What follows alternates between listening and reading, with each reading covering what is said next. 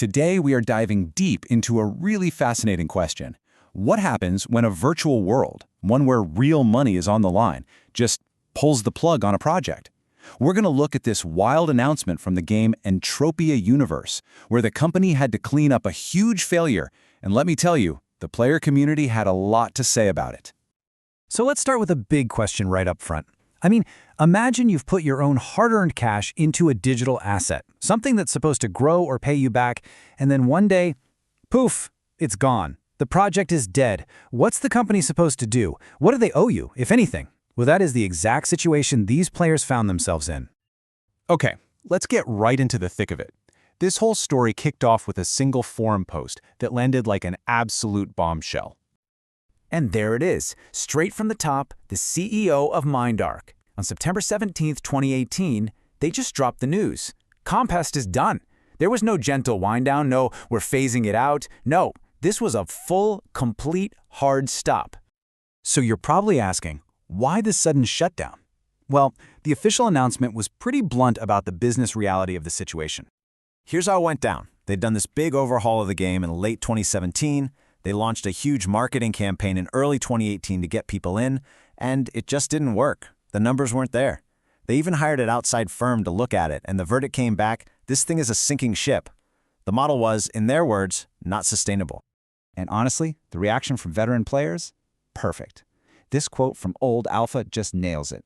For a lot of the people who'd been watching this project for a while, the news that it was failing was, let's just say, it was not a surprise. But here is where the story gets really interesting. Instead of just saying tough luck and letting everyone's investment vanish into thin air, MindArc actually came back with a proposal. Now, to really get what's at stake here, you've got to understand what a deed is in this game.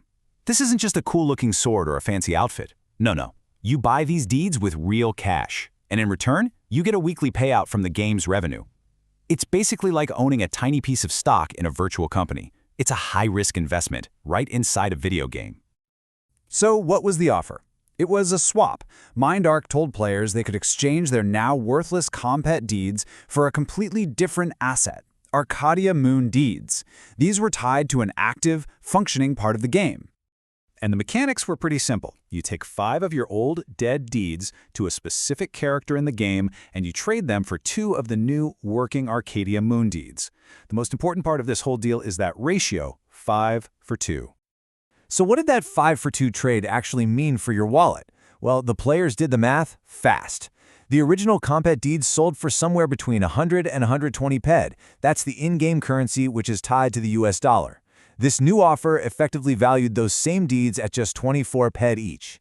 That is a massive loss. We're talking a 75 to 80% haircut on what people originally paid.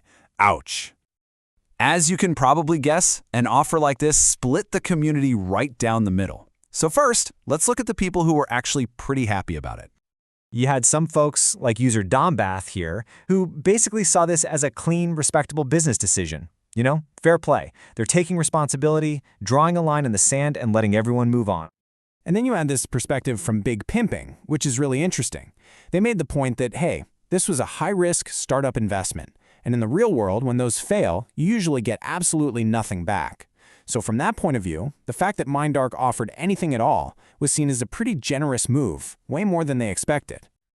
But for every player who felt a sense of relief, there was another one who was deeply skeptical. They were questioning the motives, the math, and the fairness of the whole deal. And man, you can see that divide so clearly right here. On one side, a user calls it a responsible way to fix the problem. On the other side, someone else says it's a cheapskate way of handling it.